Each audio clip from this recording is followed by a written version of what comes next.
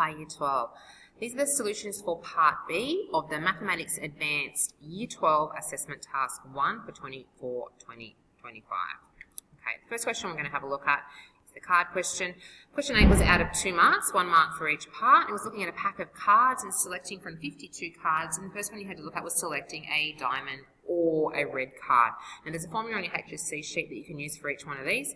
In this case, the answer is a half. You're looking at selecting 13 diamonds, 15 reds, but we don't want to look at the red diamonds double counted, so we've taken those out, so we're ending up with a half.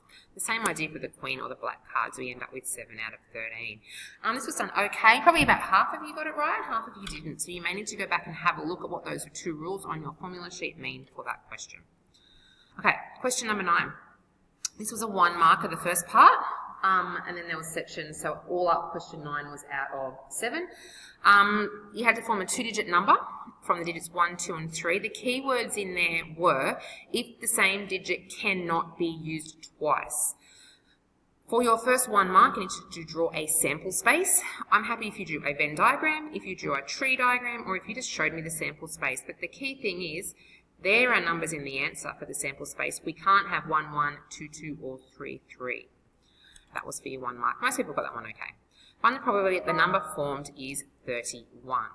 31 or 3, 1. That's up here. 1 out of 6 is your answer for that. That was 2 marks. Probably only worth 1, but we gave you 2 if you got that answer.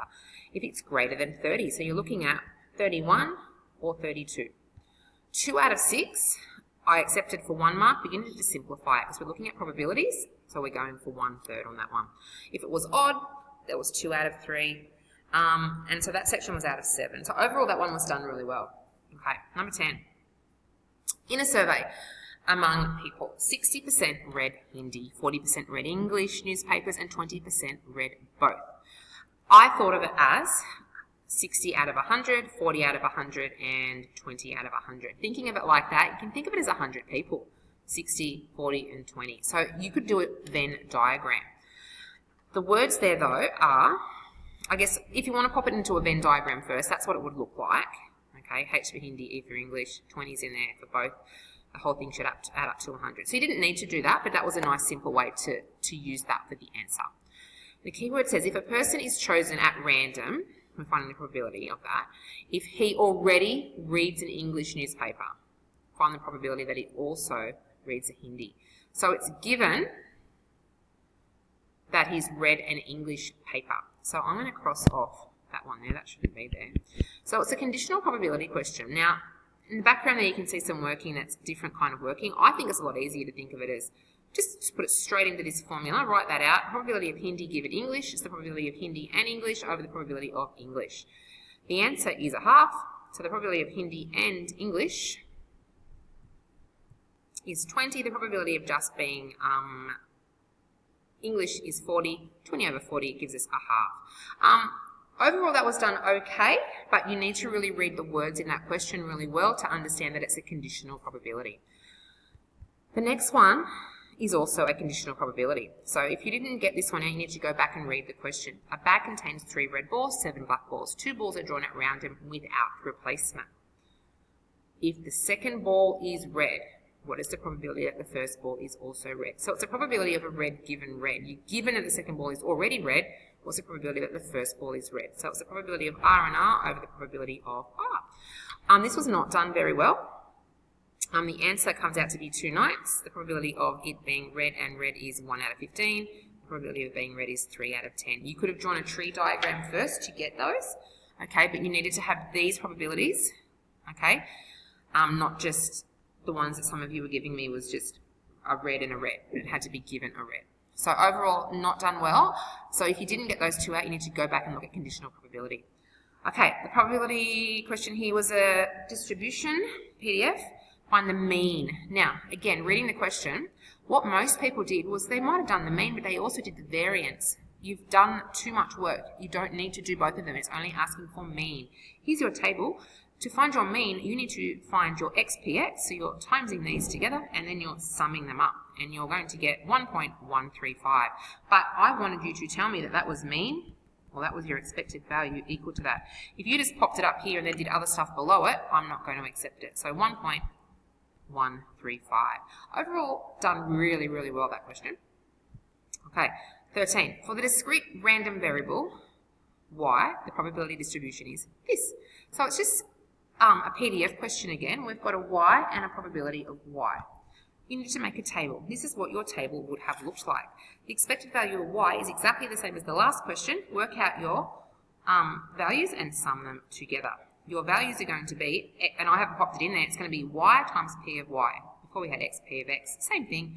1 times 0.4, 2 times 0.3, 3 times 0.2, 4 times 0.1. Add them up, you're ending up with 2. Overall, that was done fairly well as a question. This question was not done well, but this was a hard one. This was supposed to be difficult. This one is out of 6, and there's different sections there.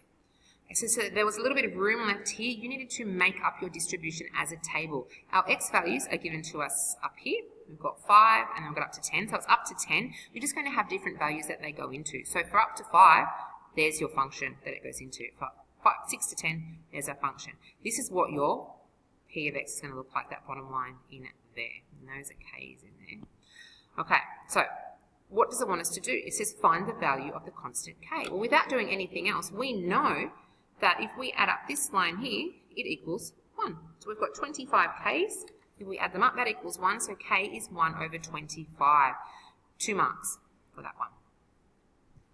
Okay, so part B was also worth 2 marks.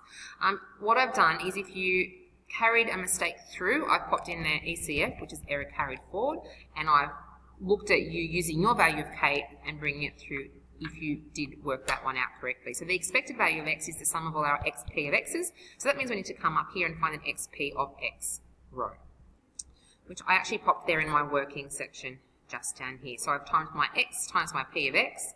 The k that was up here, I put in my 1 over 25. So what you will do if you sum all those up, you're going to end up with 5. Overall, that was done okay. But definitely something that you need to know how to do and need to go back and do that.